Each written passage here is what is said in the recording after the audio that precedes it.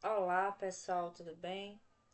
Continuando aqui a leitura da psicologia financeira com a leitura desencanada. É isso aí. Há um tempinho que eu não pego, não consigo pegar nesse livro, não consigo pegar aqui para leitura. Vida tá corrida, gente grande tem que correr. Vamos embora.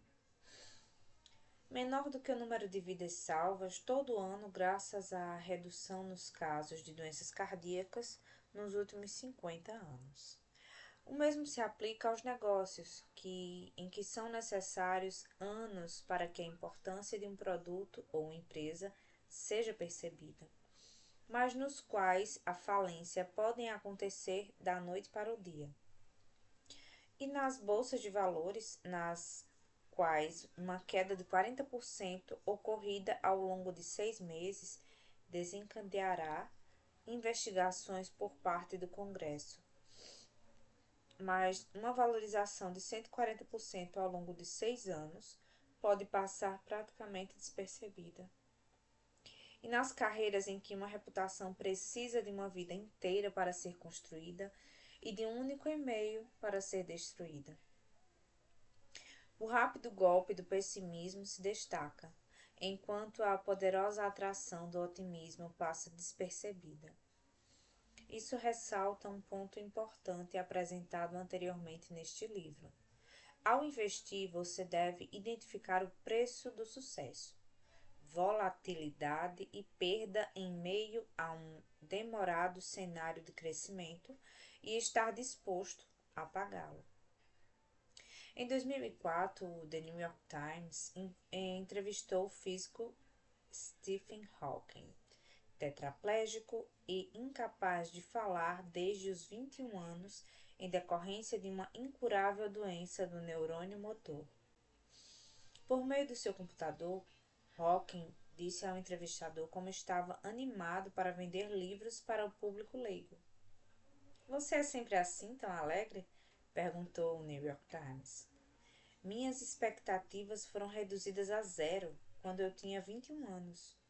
Desde então, tudo tem sido um bônus", respondeu ele. Esperar que as coisas sejam ótimas gera um cenário ideal que parece vazio. O pessimismo reduz as expectativas, reduzindo a distância entre os resultados,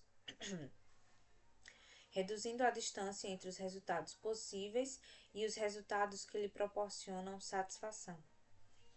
Talvez seja por isso que ele seja tão sedutor. Ter a expectativa de que as coisas vão dar certo é a melhor forma de ficar positivamente surpreso quando elas não dão. O que, ironicamente, é algo que deveria nos deixar otimistas. Agora, uma breve história sobre histórias. Capítulo 18.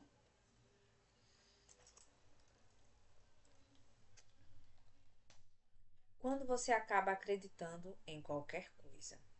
Subtítulo: Ficções encantadoras e por que histórias são mais poderosas do que estatísticas. Imagine um alienista. É, Imagine um alienígena enviado para a Terra. Seu trabalho é monitorar nossa economia. Nossa, meu, enviar um alienígena para monitorar nossa economia. Ele vai ficar relativamente assim indignado. Oh, tantos anos de evolução para nada. Isso é comentário de leidora desencanada, tá? Voltando. Ele sobrevoa a cidade de New York, tentando avaliar a economia e a forma como ela mudou entre 2007 e 2009.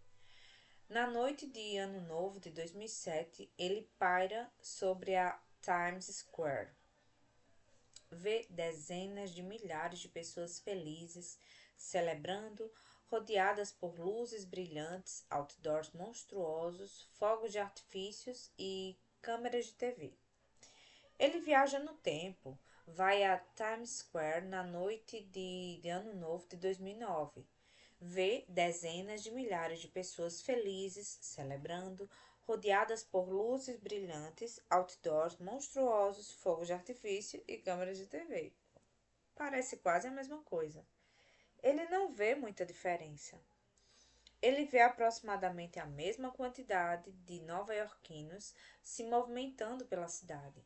Essas pessoas estão cercadas pela mesma quantidade de edifícios comerciais que abrigam a mesma quantidade de mesas com a mesma quantidade de computadores ligados ao mesmo número de conexões à internet. Nos arredores da cidade, ele vê a mesma quantidade de fábricas e armazéns interligados pelas mesmas rodovias, com a mesma quantidade de caminhões circulando nelas. Ele se aproxima um pouco mais do solo e vê as mesmas universidades ensinando os mesmos temas e distribuindo os mesmos diplomas para a mesma quantidade de pessoas. Ele vê a mesma quantidade de patentes protegendo as mesmas ideias inovadoras. Ele nota que a tecnologia avançou. Em 2009, todos carregam smartphones que não existiam em 2007. Os computadores são mais rápidos, a medicina é melhor. Carros consomem menos combustível.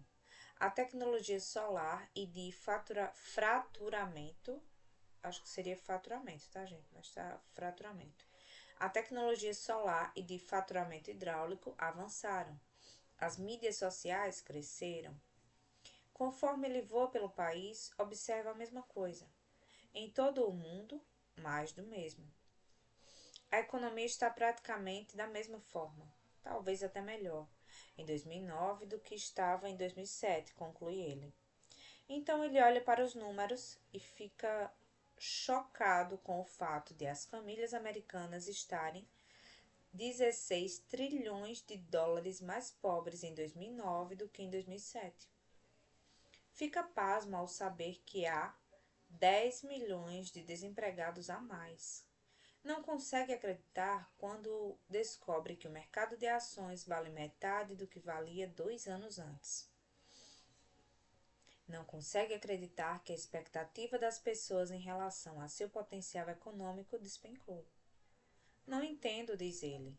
Vi as cidades, verifiquei as fábricas, vocês têm o mesmo conhecimento, as mesmas ferramentas, as mesmas ideias. Nada mudou.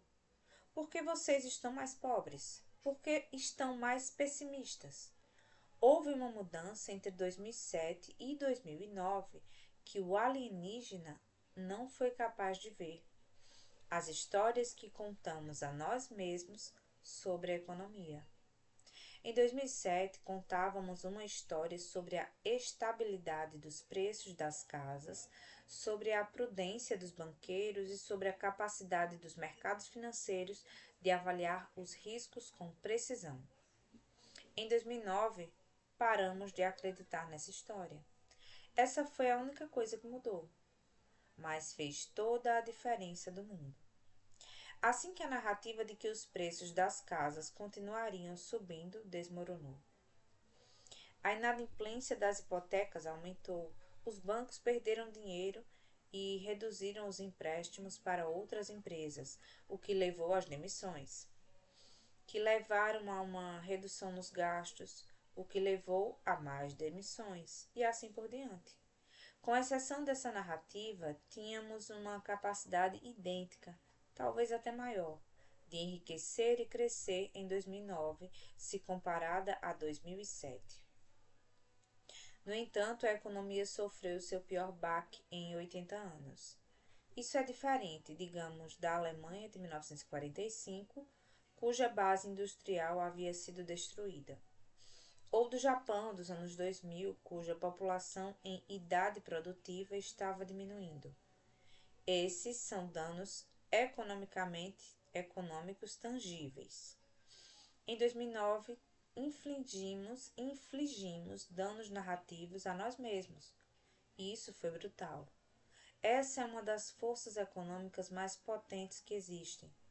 Quando pensamos sobre o crescimento de economias, negócios, investimentos e carreiras, tendemos a pensar em coisas tangíveis, palpáveis. Quantas coisas temos e de que somos capazes? mas histórias são, de longe, a força mais poderosa da economia. Elas podem ser o combustível que permite que as partes tangíveis da economia funcionem ou o freio que detém nossas capacidades. Na hora de administrar o seu dinheiro, há duas coisas que é preciso ter em mente em um mundo guiado por histórias. Quanto mais você deseja que uma coisa seja verdade, mais provável você acredite em uma história que superestima as chances de que ela seja verdade. Qual foi o dia mais feliz da sua vida?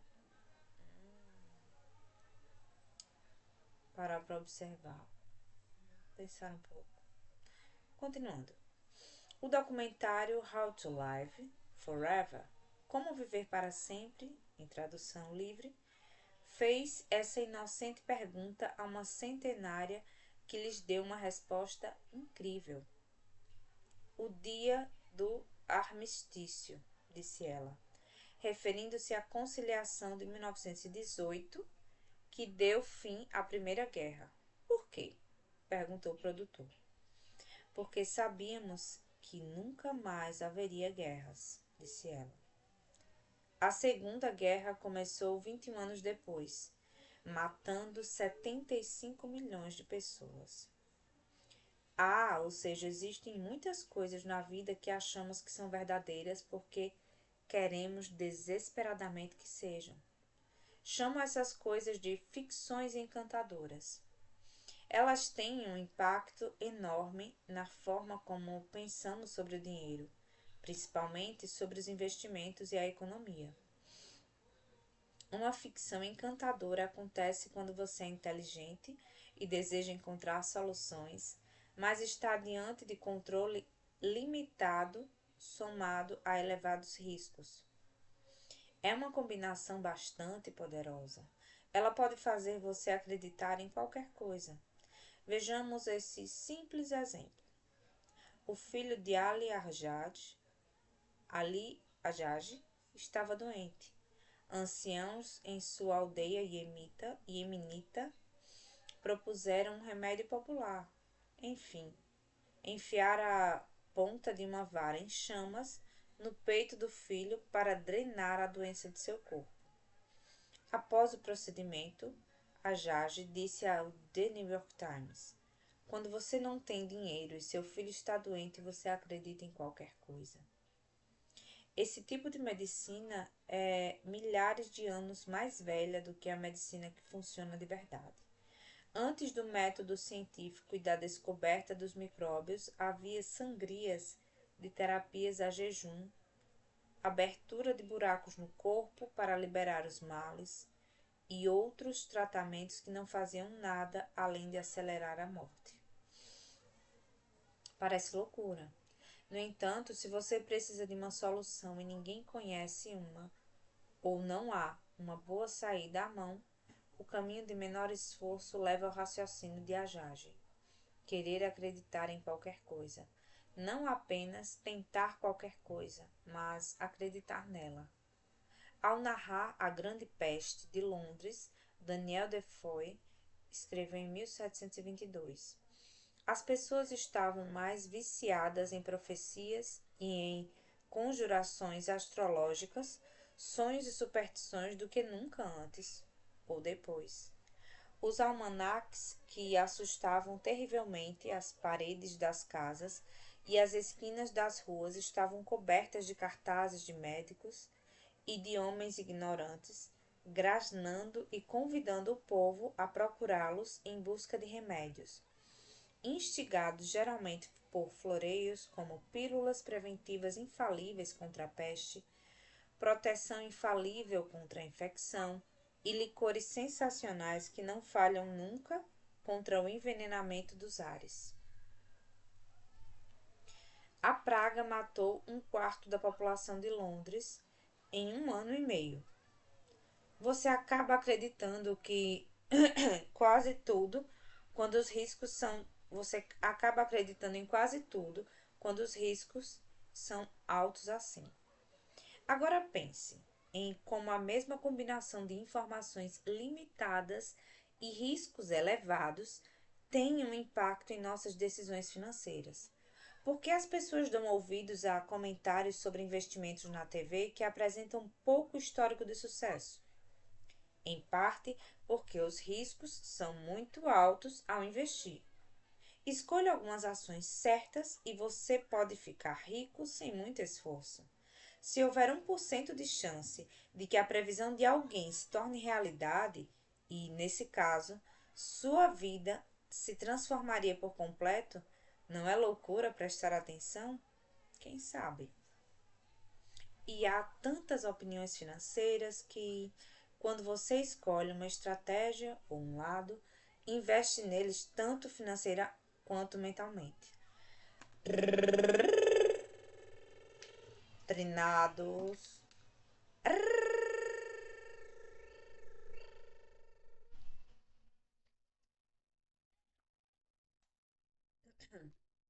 Pigarros.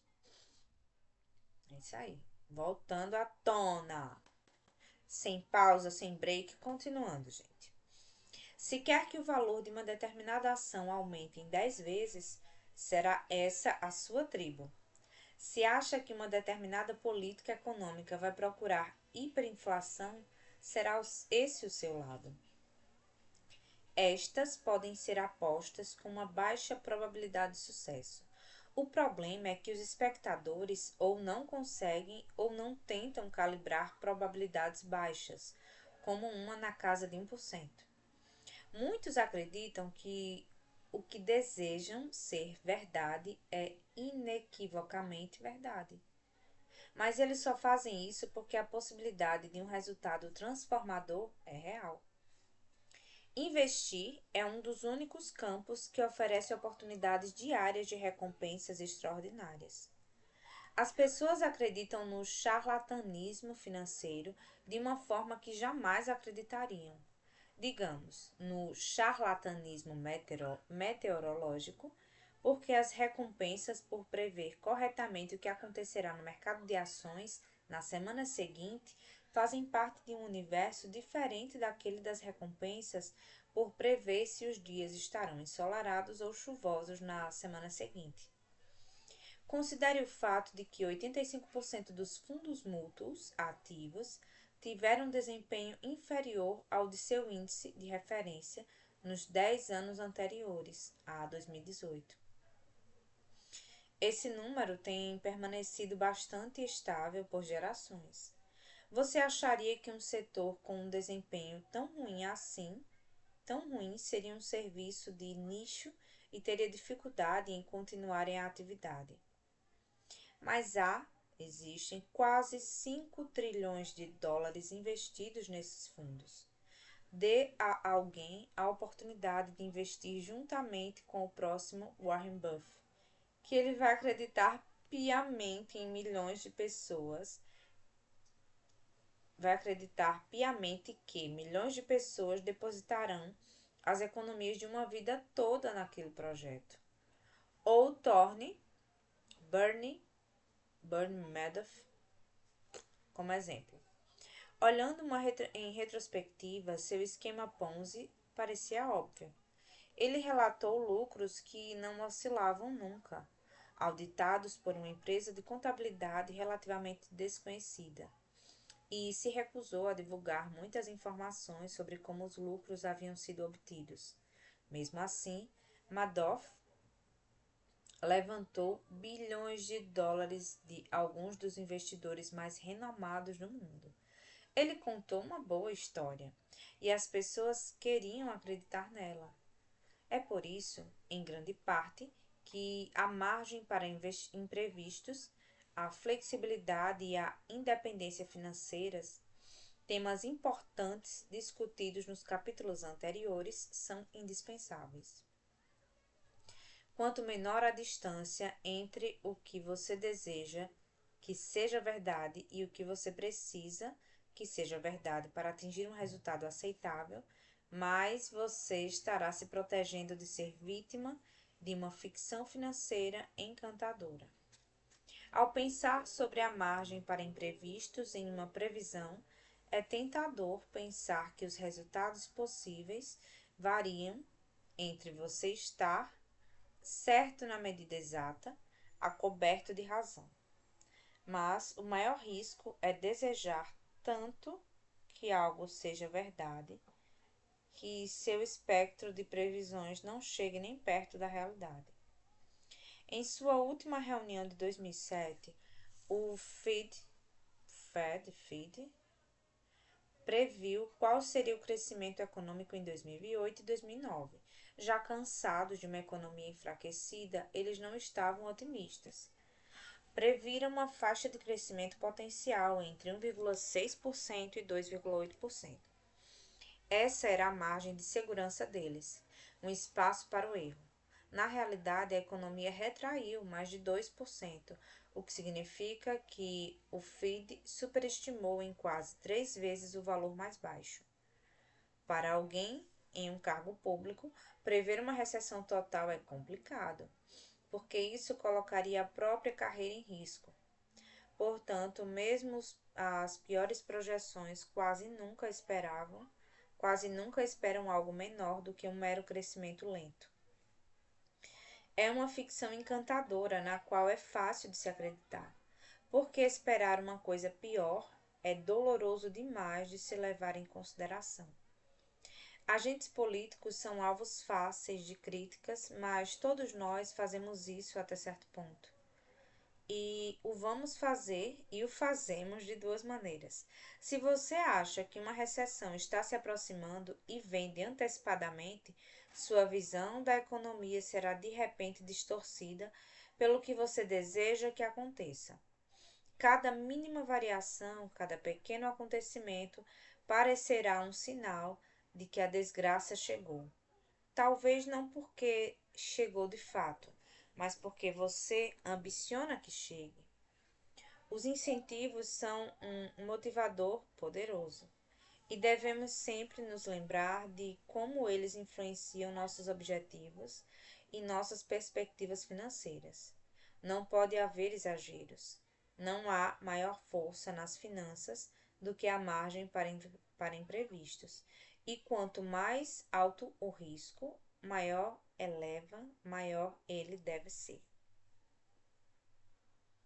Todo mundo tem uma visão incompleta do mundo, mas preenchemos as lacunas para criar uma narrativa completa. No momento em que escrevo este livro, minha filha está com 1 ano de idade.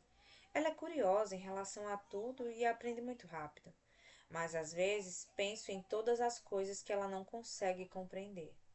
Ela não tem ideia de por que o pai dela sai para trabalhar todo dia de manhã.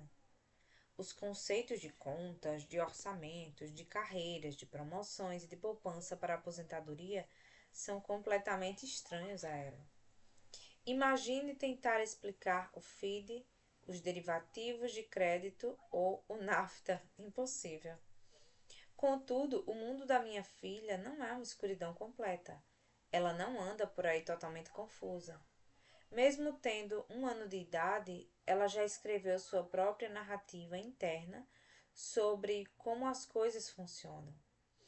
Cobertores servem para mantê-la aquecida. Aconchegar-se à mãe faz com que se sinta segura e tâmaras têm um gosto bom. Tudo com que ela se depara se encaixa em uma das dezenas de modelos mentais que ela aprendeu. Quando vou para o trabalho, ela não fica perdida, tentando adivinhar o que é salário ou o que são contas. Ela tem uma explicação muito clara para a situação.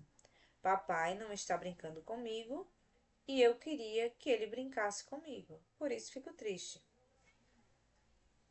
Mesmo sabendo muito pouco, ela não se dá conta disso, porque narra a si mesma uma história coerente sobre o que está acontecendo com base no pouco que sabe. Todos nós, não importa a idade, fazemos isso. Da mesma forma que a minha filha, não estou ciente do que não sei. Oh, yes. Portanto, sou igualmente suscetível a explicar o mundo por meio do conjunto limitado de modelos mentais que tenho à disposição. Da mesma maneira que ela, vou em busca das causas mais plausíveis em todas as situações com as quais me deparo.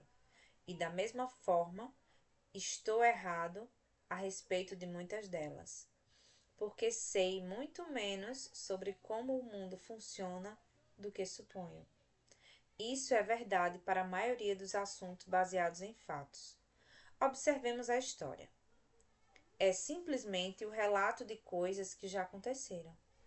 Tem tudo para ser nítida e objetiva, mas, como B.H. Leider Hart escreveu no livro Why Don't We Learn from Story?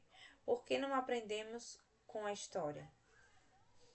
A história não pode ser interpretada sem a ajuda da imaginação e da intuição. A quantidade de evidências é tão impressionante que é inevitável fazer uma seleção. Se há seleção, há arte. Aqueles que leem história tendem a sair em busca daquilo que a comprova e que confirma suas próprias opiniões. Eles defendem quem é leal. Leem preparados para concordar ou para atacar. Resistem às verdades inconvenientes, pois todo mundo quer estar do lado certo. Exatamente da mesma forma que começamos guerras para dar fim a todas as guerras. Daniel Kahneman uma vez me contou sobre as histórias que as pessoas contam a si mesmas para dar sentido ao passado. Ele disse: a retrospectiva, a capacidade de explicar o passado, nos dá a ilusão de que o mundo é compreensível. Isso, por sua vez, nos dá a ilusão de que o mundo faz sentido, mesmo quando não faz. Este é um problema grave, que dá origem a erros em muitos setores. A maioria das pessoas, quando confrontadas com algo que não entendem, não percebem que não o entendem, porque são capazes de propor uma explicação que faça sentido com base em suas próprias perspectivas e experiências únicas no mundo. Por mais limitadas que sejam essas experiências, todos nós queremos que o mundo complicado em que vivemos faça sentido. Portanto, contamos histórias a nós mesmos para preencher lacunas que são, na verdade, pontos inacessíveis. O que essas histórias nos provocam em termos financeiros pode ser fascinante e assustador. Quando ignoro diferentes maneiras de como o mundo funciona, talvez eu acabe entendendo errado o motivo pelo qual o mercado de ações está se comportando de determinada forma. Uma forma que me deixa muito confiante quanto à minha capacidade de saber o que pode acontecer a seguir. Parte do motivo pelo qual prever o mercado de ações e a economia é tão difícil ocorre porque você é a única pessoa no mundo que pensa que o mundo funciona da maneira como imagina. Quando você toma decisões por motivos que sequer sou capaz de compreender, pode ser que eu o siga impensadamente em uma decisão correta para você e desastrosa para mim. Como vimos no capítulo 16, é assim que as bolhas se formam. Conformar-se com o quanto você não sabe significa aceitar que boa parte do que acontece não está sob seu controle. E pode ser difícil fazer isso. Pense nas previsões de mercado. Nossa capacidade de fazê-las é muito limitada. Certa vez calculei que, se você simplesmente presumir que o mercado cresce todo ano com base na média histórica, a precisão é maior do que se você seguir a média das previsões anuais dos 20 principais estrategistas de Wall Street. Nossa capacidade de prever recessões não é muito melhor. E, uma vez que os grandes acontecimentos surgem do nada, as previsões podem fazer mais mal do que bem, dando a ilusão de estabilidade em um mundo onde os imprevistos controlam a maioria dos resultados. Carl Richards disse que risco é aquilo que sobra quando você acha que já pensou em tudo. As pessoas sabem disso. Nunca conheci um investidor que realmente acreditasse que as previsões de mercado, como um todo, fossem precisas ou úteis. Porém, ainda há uma enorme demanda por previsões, tanto na mídia quanto por parte dos consultores financeiros. Por quê? O psicólogo Philip Tetlock escreveu certa vez: precisamos acreditar que vivemos em um mundo previsível e controlável. Por isso recorremos a pessoas com ar de autoridade que prometem satisfazer essa necessidade. Satisfazer essa necessidade é uma ótima maneira de explicar isso. Querer acreditar que estamos no controle é uma coceira emocional que precisa ser coçada, não um problema analítico a ser calculado e resolvido. A ilusão do controle é mais convincente do que a realidade da incerteza. Portanto, nos apegamos a histórias que dizem que os resultados estão sob nosso controle. Parte disso depende de misturar campos de precisão com campos de incerteza. A sonda da missão New Horizons da NASA passou por Plutão há 2 anos. Foi uma viagem de quase 5 bilhões de quilômetros que durou 9 anos e meio.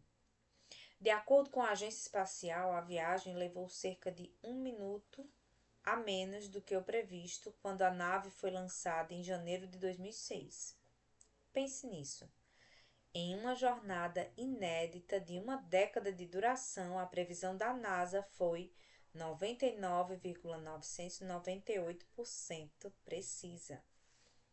Isso é como prever uma viagem de Nova York para Boston e ter uma precisão de 4 milionésimos de segundo. Mas a astrofísica é um campo de antecipações. Ele não é afetado pelos caprichos do comportamento e das emoções humanas, como as finanças.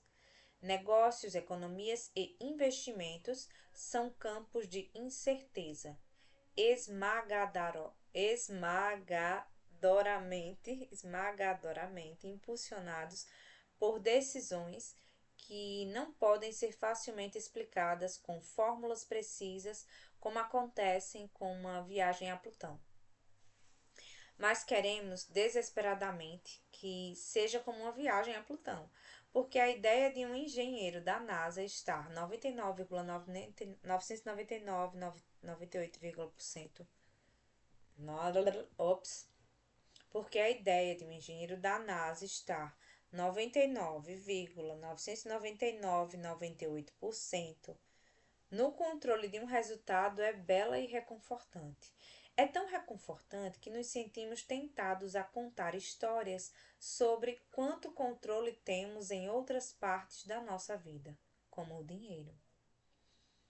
Kahneman certa vez traçou o caminho que essas histórias tomam.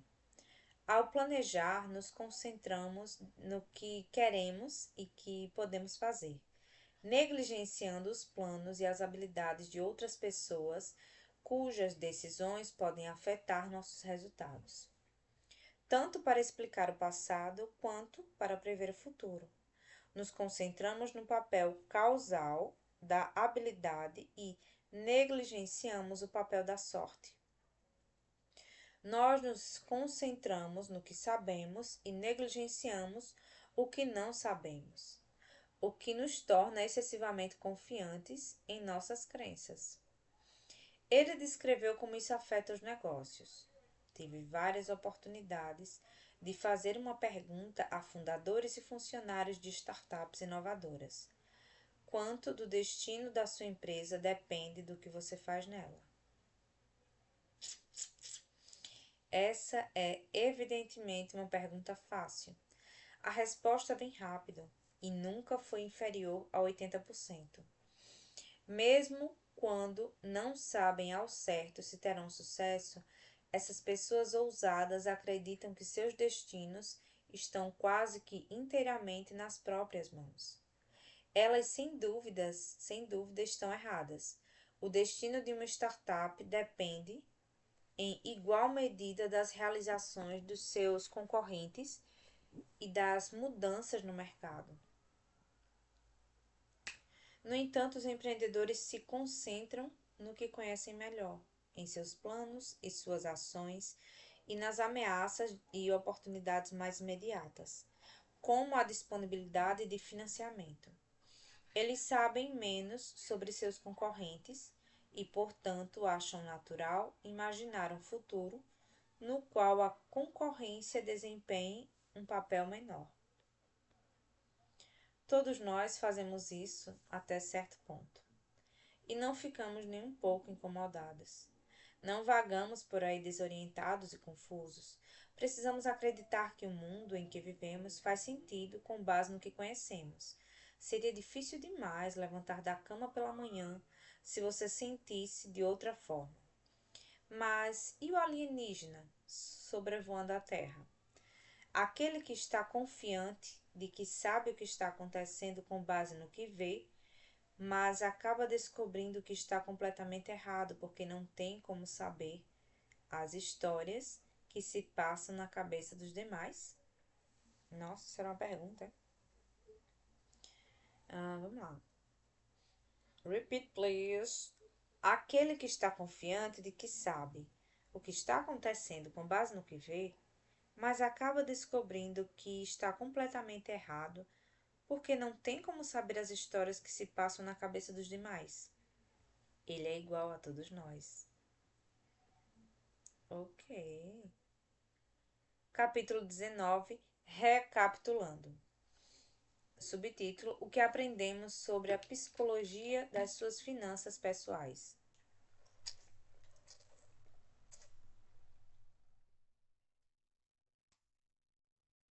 Você chegou até aqui? Parabéns! É hora de amarrar algumas coisas que aprendemos. Este capítulo é como um pequeno resumo. Contém algumas lições curtas e práticas que podem ajudar você a tomar decisões financeiras melhores. Mas antes de mais nada, vou contar uma história sobre uma consulta ao dentista que deu errado. Ela nos ensina algo vital sobre os perigos de dar conselhos em relação ao que fazer com o dinheiro. No ano de 1931, Clarence Hughes foi ao dentista. Sua boca irradiava dor. O dentista o colocou sob forte anestesia para aliviá-la. Quando Clarence acordou horas depois, estava com 16 dentes a menos.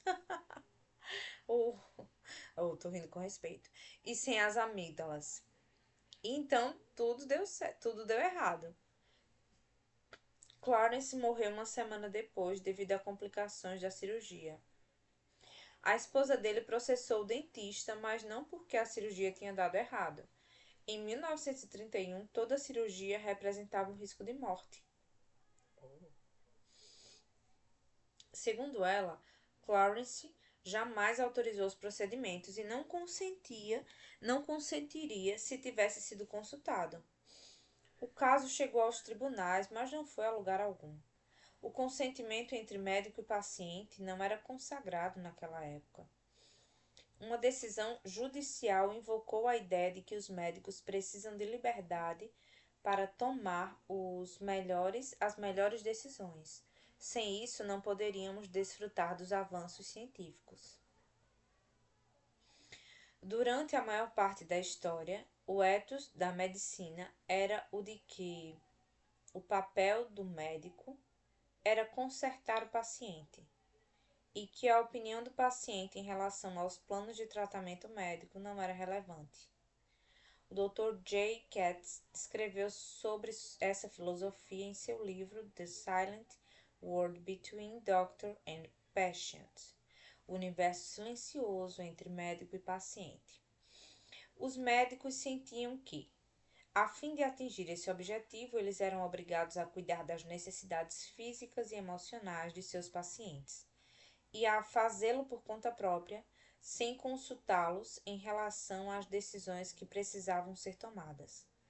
A ideia de que os pacientes também podem ter o direito de compartilhar o fardo das decisões com seus médicos nunca tinha feito para parte do ethos da medicina. Não era por maldade nem por uma questão de ego. Era por causa da crença em 2 pontos. 1. Todo paciente deseja ser curado. Ok. 2. Existe uma maneira universal e correta de curá-los. Não pedir o consentimento do paciente diante dos planos de tratamento faz sentido se você acredita nesses 2 pontos. Mas não é assim que a medicina funciona. Nos últimos 50 anos, as faculdades de medicina mudaram sutilmente o foco do tratamento das doenças para o tratamento dos pacientes. Isso significa definir as opções de plano de tratamento para então deixar o paciente decidir o melhor caminho a ser seguido. Essa tendência foi impulsionada em parte pelas leis de proteção ao paciente e em parte pela influência do livro de Katz, que defendia que os pacientes têm visões totalmente diferentes sobre o que vale a pena na medicina e, assim, suas crenças precisam ser levadas em consideração. Katz escreveu: é um absurdo perigoso afirmar que, na prática de sua arte e ciência, os médicos podem confiar na benevolência de suas intenções, em sua capacidade de julgar o que é a coisa certa a ser feita. Não é tão simples. A medicina é uma profissão complexa. Portanto, a interação entre médico e paciente também é complexa. Essa última frase é importante. A medicina é uma profissão complexa. Portanto, a interação entre médico e paciente também é complexa. Você sabe que outra profissão é assim? A de consultor financeiro. Aí, linkando para o livro, né? Me ajuda, né? Morgan. Não posso dizer o que fazer com seu dinheiro, porque não conheço você. Não sei o que você quer, não sei quando você quer, não sei por que você quer. Portanto, não vou lhe dizer o que fazer com seu dinheiro. Não quero tratá-lo da mesma forma que o dentista que tratou Clarence Hughes. Mas médicos e dentistas não são inúteis, obviamente. Eles têm conhecimento, sabem das probabilidades, sabem o que costuma dar certo, por mais que os pacientes cheguem a conclusões diferentes em relação ao tipo de tratamento certo para si mesmos. O mesmo é válido para os consultores financeiros. Existem verdades universais relacionadas ao dinheiro.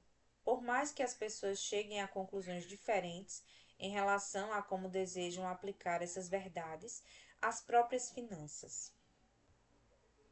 Com essa ressalva em vista, vamos dar uma olhada em algumas rápidas recomendações que podem ajudá-lo a tomar melhores decisões com o seu dinheiro. Faça um esforço para ser humilde quando as coisas estiverem indo bem e para se perdoar quando estiverem indo mal. Porque nada nunca é tão bom nem tão ruim quanto parece. O mundo é grande e complexo. Sorte e risco são coisas reais e difíceis de identificar. Lembre-se disso ao julgar a si mesmo e aos outros. Respeite o poder da sorte e do risco e você terá maiores chances de se concentrar em coisas que realmente estão sob seu controle. Você também terá maiores chances de encontrar os exemplos certos a seguir. Menos ego, mais fortuna. Guardar dinheiro tem a ver com a lacuna entre o seu ego e a sua renda. E fortuna é aquilo que você não vê. Portanto, uma fortuna se cria suprimindo o que você poderia comprar hoje, para ter mais coisas ou mais opções no futuro. Não importa o que você ganha, jamais conseguirá construir uma fortuna se não for capaz de limitar os seus gastos hoje, agora. Administre o seu dinheiro de uma forma que faça você dormir em paz. Isso é diferente de dizer que você deve ter como objetivo receber os maiores retornos possíveis. ou economizar um percentual específico da sua renda. Algumas pessoas não dormem em paz, a menos que estejam obtendo os maiores retornos possíveis. Outras só descansam se o dinheiro estiver investido de forma conservadora. Cada um do seu jeito.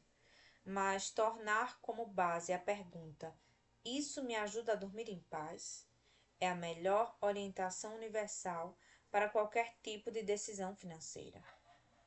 Se você deseja se tornar um investidor melhor, a coisa mais poderosa que pode fazer é aumentar seu horizonte de tempo. O tempo é a força mais poderosa nos investimentos. Faz os capitais pequenos crescerem e os erros maiores desaparecerem. Eles não têm como neutralizar a sorte e o risco, mas encaminham os resultados para mais próximo do que aquilo que as pessoas merecem. Não se abale com muitas das coisas que dão errado. Você pode estar errado em metade das vezes e ainda assim fazer fortuna, porque a minoria dos fatores ela é responsável pela maioria dos resultados. Não importa o que você esteja fazendo com o seu dinheiro, você deveria ficar em paz mesmo quando muitas coisas dão errado. É assim que o mundo funciona. Portanto, meça sempre o seu desempenho olhando para o seu portfólio como um todo, não para investimentos específicos. Não há problema em ter uma grande quantidade de investimentos ruins e alguns que se destacam. Esta costuma ser a melhor das hipóteses. Julgar o seu desempenho com foco nos investimentos individualmente faz com que os vencedores pareçam mais brilhantes do que são e com que os perdedores pareçam mais lamentáveis do que deveriam.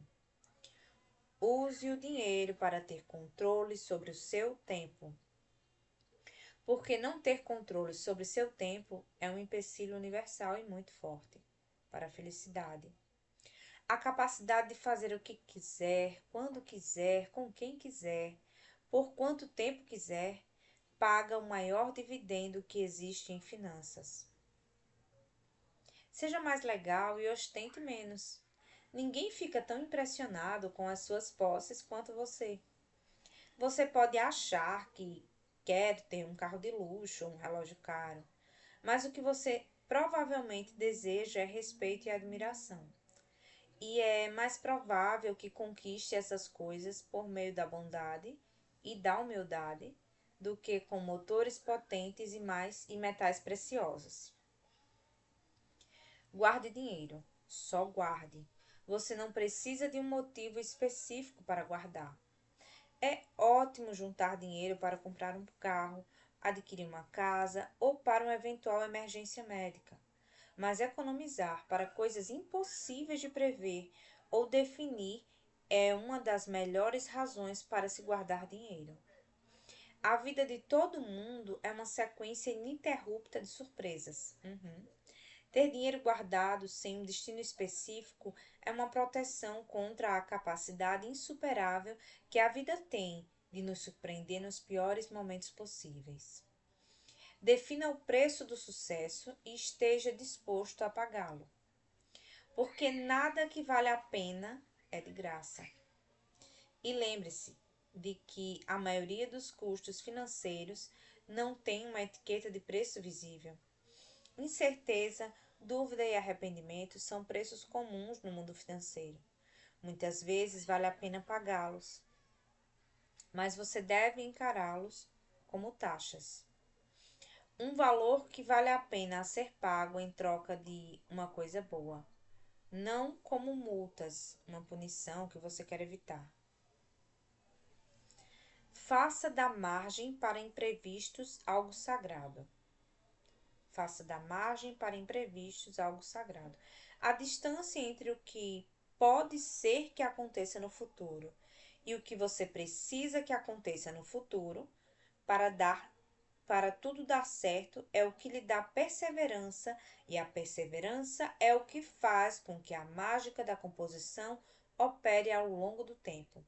Muitas vezes, a margem para imprevistos parece uma atitude conservadora, porém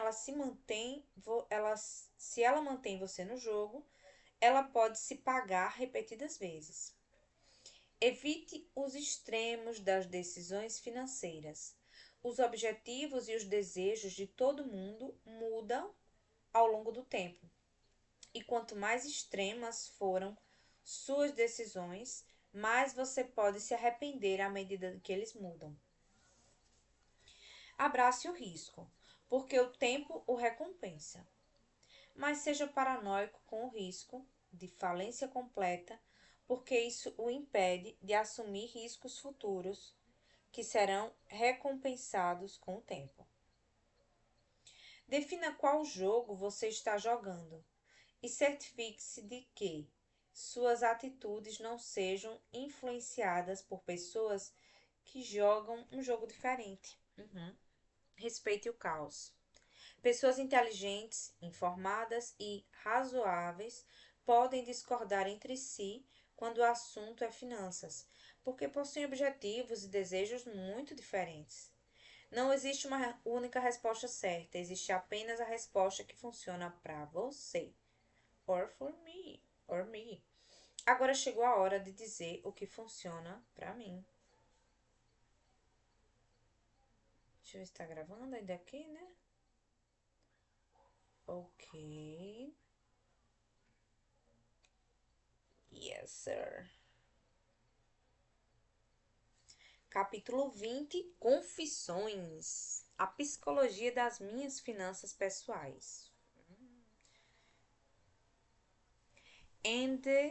Andy Gottman, um investidor bilionário que fundou a consultoria First Manhattan, costuma fazer uma pergunta ao entrevistar candidatos para sua equipe: quais ações você possui e por quê? Ele não pergunta quais ações você acha que estão baratas, nem que país está prestes a entrar em recessão. Apenas me mostre o que você faz com o seu dinheiro. Adoro essa pergunta porque ela chama a atenção para a enorme lacuna que às vezes existe entre o que faz sentido, que é o que as pessoas sugerem que você faça, e o que parece certo para as pessoas, que é o que elas realmente fazem. Metade de todos os administradores de carteiras de fundos mútuos dos Estados Unidos não investe um centavo do próprio dinheiro nos fundos que administram, de acordo com a Morningstar. Isso parece contraditório e, sem dúvida, essa estatística revela algum grau de hipocrisia. Mas esse tipo de coisa é mais comum do que você imagina. Ken Murray, professor de medicina da Universidade do Sul da Califórnia, publicou em 2011 um ensaio intitulado The House Doctor Dear, Como os Médicos Morrem, que mostravam até que ponto os médicos escolhiam para si tratamentos diferentes do que recomendam para seus pacientes no estágio final da vida. Os médicos não morrem como o restante de nós, escreveu ele. O que diferencia não é o volume maior de tratamento que recebem em comparação com a maioria dos americanos, mas o volume menor. Comparado ao tempo que passam defendendo outras pessoas da morte, eles tendem a ser bastante serenos quando se veem diante dela. Eles sabem o que vai acontecer, conhecem as alternativas e, em geral, têm acesso a qualquer tipo de tratamento. Mas escolhe um caminho simples. Um médico é capaz de ir até as últimas consequências para tratar um paciente com câncer, mas escolhe cuidados paliativos para si mesmo. A diferença entre o que uma pessoa sugere que você faça e o que essa pessoa faz por si mesma nem sempre é uma coisa ruim. Ela apenas ressalta que, ao lidar com questões complexas e emotivas que afetam você e sua família, não existe uma única resposta certa. Não existe verdade universal. Existe apenas o que funciona para você e para a sua família, aplicando as alternativas de que dispõe de uma forma que o faça se sentir confortável sem remorsos. Existem princípios básicos que devem ser respeitados. Isso vale para as finanças e para a medicina. Mas decisões financeiras importantes não são tomadas com planilhas nem com livros. São tomadas na mesa de jantar e normalmente não são feitas com a intenção de maximizar os retornos, mas de minimizar a chance de decepcionar um cônjuge ou um filho. Algo que é difícil de sintetizar em gráficos ou fórmulas e que varia muito de pessoa para pessoa. O que funciona para uma pode não funcionar para outra. Você precisa descobrir o que funciona para você. Eis aqui o que funciona para mim. O que a minha família acha dos meus investimentos? É um subtítulo, tá, gente? Charlie Munger disse uma vez: não queria ficar rico, queria apenas ser independente. Oh. Podemos deixar a riqueza de lado, mas a independência sempre foi o meu objetivo financeiro pessoal. Correr atrás dos maiores retornos ou alavancar meus ativos para viver uma vida mais luxuosa não me desperta interesse. As duas coisas parecem jogos que as pessoas fazem para impressionar seus amigos, e ambas têm riscos ocultos. Na maioria das vezes, só quero acordar todos os dias sabendo que eu e a minha família podemos fazer o que quisermos em nossos próprios termos. Cada decisão financeira que tomamos gira em torno desse objetivo. Meus pais viveram a vida adulta em dois estágios: pobreza absurda e riqueza moderada.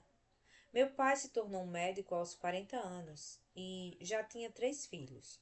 O salário de médico não afetou a mentalidade frugal que ele foi obrigado a manter para sustentar 3 crianças famintas enquanto estudava medicina. De modo que meus pais passaram os anos bons vivendo um padrão de vida abaixo dos rendimentos deles e com uma alta taxa de poupança. Isso lhes deu um certo grau de independência. Meu pai era médico de emergência, uma das profissões de maior grau de estresse que posso imaginar, e que existe uma dolorosa alternância dos ciclos circadianos em meio a turnos noturnos e diurnos. Depois de 2 décadas, ele decidiu que bastava, então parou. Simplesmente pediu demissão. Passou para a fase seguinte da sua vida. Aquilo me impressionou. Ser capaz de uma bela manhã e ser capaz de acordar uma bela manhã e mudar o que você estava fazendo em seus próprios termos, quando achar que deve, parece ser a mãe de todos os objetivos financeiros. Independência para mim não significa parar de trabalhar. Significa trazer apenas o trabalho de que se gosta, com pessoas de que se gosta, nas horas que se quer, pelo tempo que se quer. E alcançar algum nível de independência não requer um salário de médico. É sobretudo uma questão de manter suas expectativas sob controle e de viver abaixo de seus rendimentos. A independência em qualquer nível de renda é impulsionada pela taxa de poupança. E, a partir de um determinado nível de renda, sua taxa de poupança é impulsionada pela capacidade de evitar que o seu estilo de vida saia do controle. Minha esposa e eu nos conhecemos na faculdade e fomos morar juntos anos antes de nos casarmos. Depois da faculdade, nós dois tínhamos empregos básicos, com salários básicos, e adotamos um estilo de vida moderado. Todos os estilos de vida existem em perspectiva. O que é decente para uns pode parecer nobreza ou pobreza para outros. Mas com a renda que tínhamos, conseguimos o que considerávamos um apartamento decente, um carro decente, roupas decentes, comida decente. Conforto, porém, bem distante do luxo. Apesar de mais de uma década de aumento nos rendimentos, eu nas finanças, minha esposa na área da saúde, mantivemos mais ou menos esse estilo de vida desde então. Isso aumentou continuamente a nossa taxa de poupança. Praticamente todos os dólares de aumento foram transformados em poupança. Nosso fundo de independência, entre aspas, hoje vivemos muito abaixo de nossos rendimentos, o que pouco diz sobre a nossa renda e muito mais sobre a nossa decisão de manter um estilo de vida que estabelecemos aos 20 anos. Se existe uma parte do nosso plano financeiro doméstico de que tenho orgulho, é o fato de termos conseguido parar de aumentar nossas expectativas em relação ao padrão de vida bem cedo. Nossa taxa de poupança é bastante alta, mas quase nunca achamos que somos excessivamente frugais, só porque nossa ambição por mais não se alterou muito. Não é que não tenhamos desejos, gostamos de coisas boas e vivemos com conforto. Simplesmente paramos de aumentar esse padrão a todo tempo. Isso não funcionaria para todo mundo e só funciona para a gente porque ambos concordamos com isso na mesma medida. Nenhum de nós está fazendo uma concessão pelo outro. A maioria das coisas que nos dá prazer, caminhadas, livros, podcasts, custa pouco, então raramente nos sentimos abrindo mão de alguma coisa.